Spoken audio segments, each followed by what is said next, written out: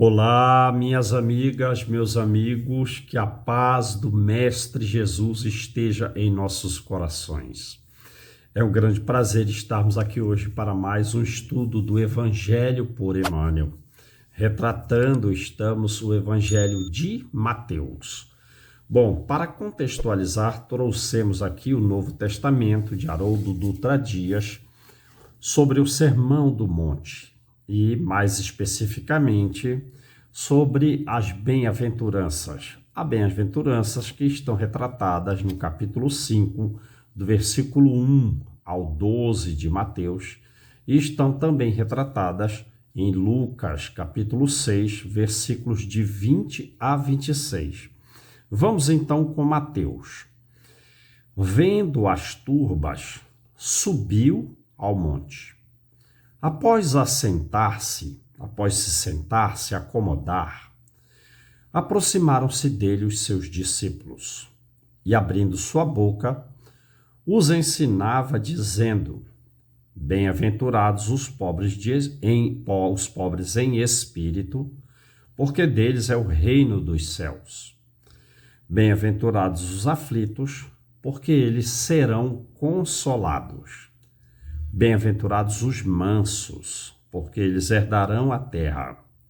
Bem-aventurados os que têm fome e sede de justiça, porque eles serão saciados.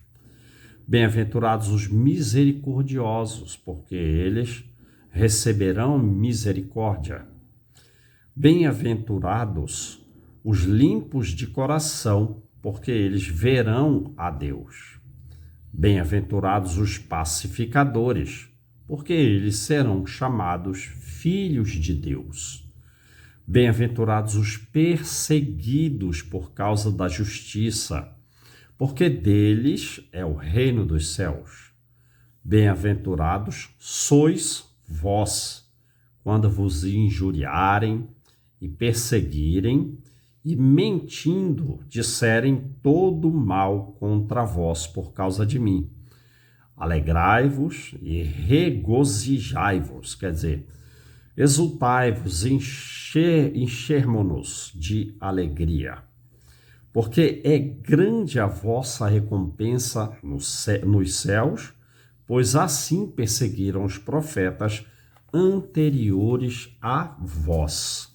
Bom, vamos lá. Então, Emmanuel traz a lição, cujo título da lição é Humildade em Espírito. E ele comenta o versículo 3º desse 5º capítulo, repetindo o versículo. Bem-aventurados os pobres em espírito, porque deles é o reino dos céus. O comentário.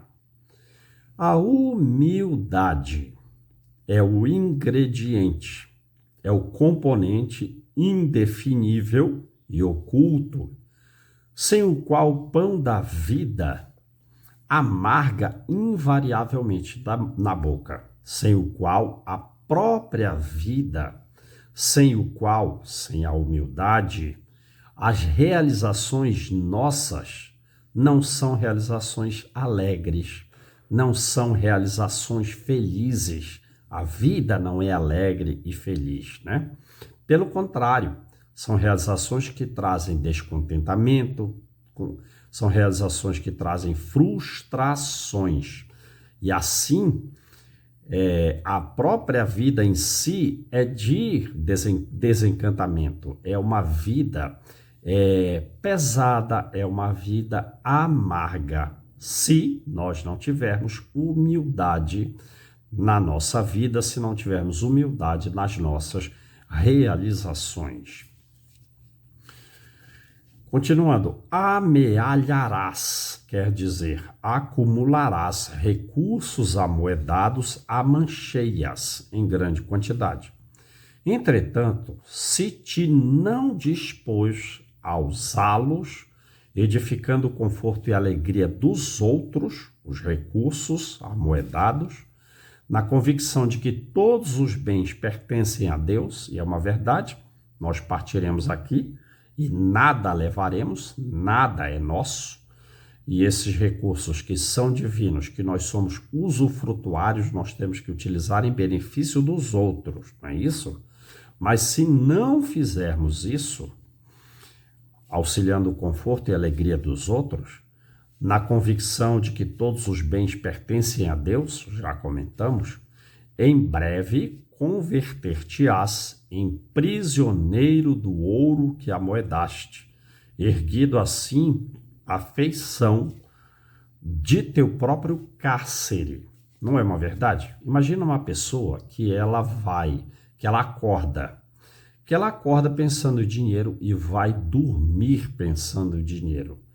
Ora, ela não é ali, ela almoça, janta, toma café pensando em dinheiro. Olha, ela é prisioneira dos seus próprios pensamentos, que estão somente vinculados à aquisição de recursos, somente à aquisição de valores amoedados, como fala o texto. E ela vai até dormir só pensando no dinheiro.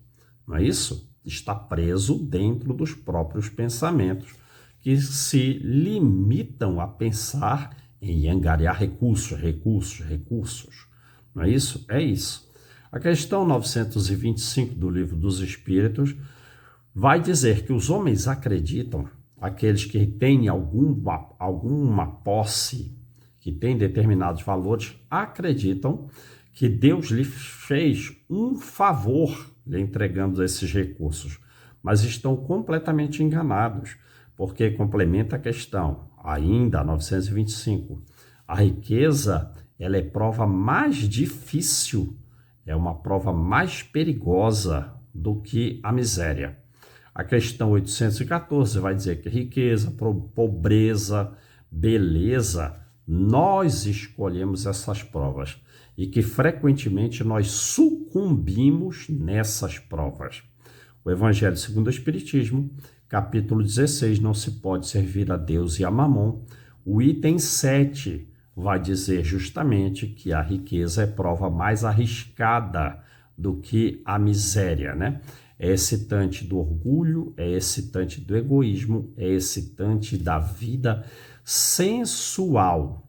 É o mais forte laço que prende o homem à terra, desviando do céu os seus pensamentos. É em tal grau que, se uma pessoa passa da pobreza para a riqueza, ela esquece a sua primeira condição, esquece os que partilharam com ela dessas dificuldades, esquece os que a ajudaram e se torna egoísta, insensível e vão, prisioneiro dos próprios pensamentos, exclusivamente vinculados à riqueza. Vamos lá. Receberás precioso mandato, receberás preciosa delegação. Todos nós temos uma função diante da vida, diante das outras pessoas, diante da nossa família, diante do meio social em que estamos inseridos. Todos temos uma delegação, um mandato. Receberás precioso mandato de autoridade entre as criaturas terrestres. No entanto, se não procuras a inspiração do Senhor para distribuir os teus talentos na justa fraternidade, como quem está convencido de que todo o poder é de Deus, e é isso que nós devemos nos converter, às vezes numa vida nós somos inteligentes, mas se usamos a inteligência para o mal, por exemplo, na próxima vida nós podemos vir com alguma debilidade mental. Por quê? Porque todo o poder é de Deus, não é isso? Então, se temos talentos, mas não buscamos a inspiração de Deus, transformar-nos-emos pouco a pouco no empreiteiro, no trabalhador inconsciente do crime, por favoreceres a própria ilusão, buscando o incenso, buscando a bajulação, a adulação a ti mesmo na prática da injustiça. Quer dizer, se estamos com esses talentos, mas não lembramos de aplicá-lo em benefício dos outros, buscando a inspiração divina, nós estaremos trabalhando pela nossa bajulação, estaremos trabalhando pela nossa própria adulação, numa espécie de ilusão relativa à vida. Bom, a questão 766 do Livro dos Espíritos vai dizer que a palavra, e vejam só, e todas as faculdades do homem, portanto, todos os seus talentos, só fazem sentido de existir na vida de relação. Quer dizer, só faz sentido de existir nas nossas relações familiares, nas nossas relações sociais.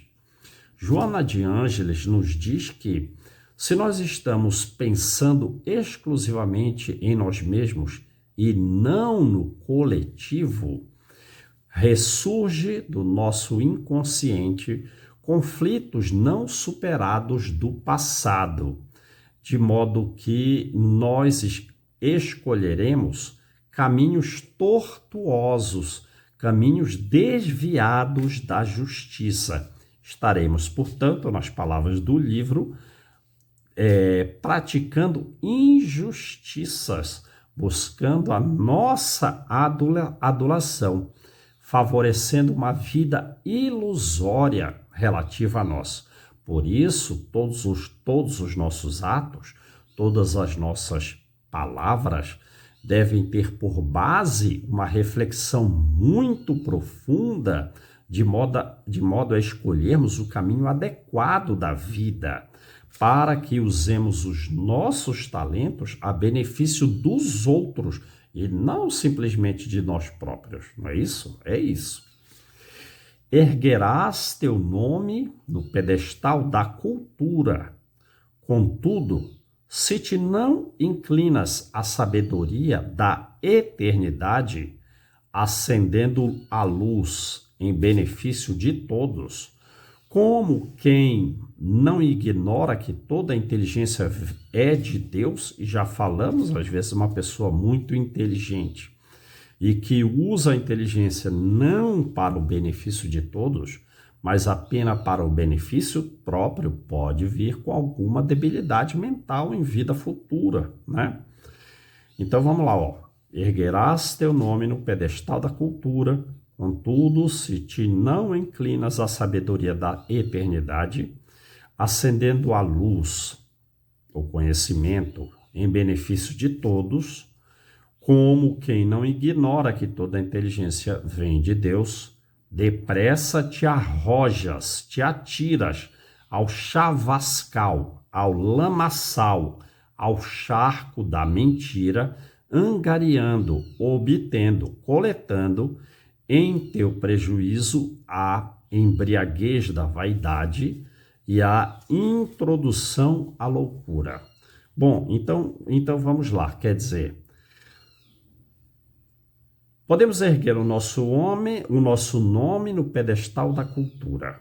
Quer dizer, estamos buscando o conhecimento acadêmico, estamos buscando um saber intelectual, estamos buscando título e estamos buscando reconhecimento social por esses conhecimentos.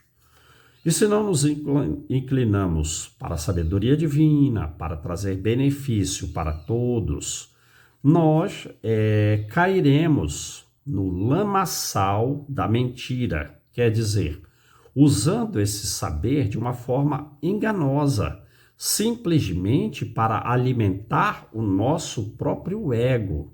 E às vezes, o que é pior, para manipular os outros.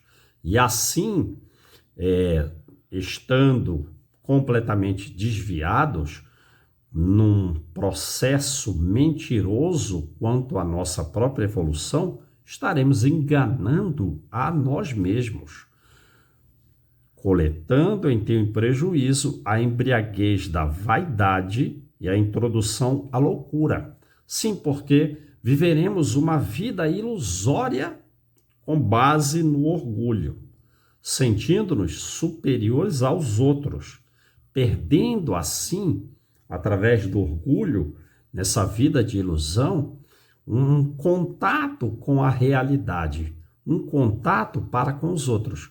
Ora, e se vivemos fora da realidade, sem termos contato com os outros para beneficiá-los, nós estamos seguindo no caminho da loucura. Por isso que ele fala introdução à loucura, não é isso? Exatamente isso. Lembra-te de que a bondade celeste colocou a humildade por base de todo o equilíbrio da natureza. Não é uma verdade? O universo inteiro, as mais belas galáxias, as mais belas constelações, dependem do átomo, né? Então, o átomo é a base do universo. Então, a base do universo é a humildade. E ele continua dando exemplo nesse sentido. O sábio que honra a ciência ou que honra o direito não prescinde, quer dizer, necessita da semente que lhe garante a bênção da mesa. Não é isso? O mais sábio dos homens, ele e sua família, necessitam do lavrador que planta o alface, do lavrador que planta o arroz, o feijão. Não é isso? Necessitamos da mais simples semente. Mesmo o mais sábio, mesmo o mais rico, mesmo um juiz vinculado ao direito, sábio que honra a ciência ou o direito. O campo mais belo não dispensa o filete de água que lhe fecunda o seio em dádivas de verdura, né? Observamos pomares lindos de diversas frutas ou flores, né? Regiões belíssimas de flores, necessitam da água que passa no solo ocultamente. E o próprio sol, com toda a pompa de seu magnificente esplendor, embora fulcro, embora pilar da criação, converteria o mundo em pavoroso deserto, não fosse a chuva singela, a chuva simples, que lhe ambienta no solo a força divina. Não é isso? Imaginem o próprio sol, que é um centro de criação da vida. Toda a vida na Terra depende do sol. Mas se não existe uma chuva a contrabalançar os efeitos do sol, não existiria vida na Terra, tudo seria um deserto, não é isso?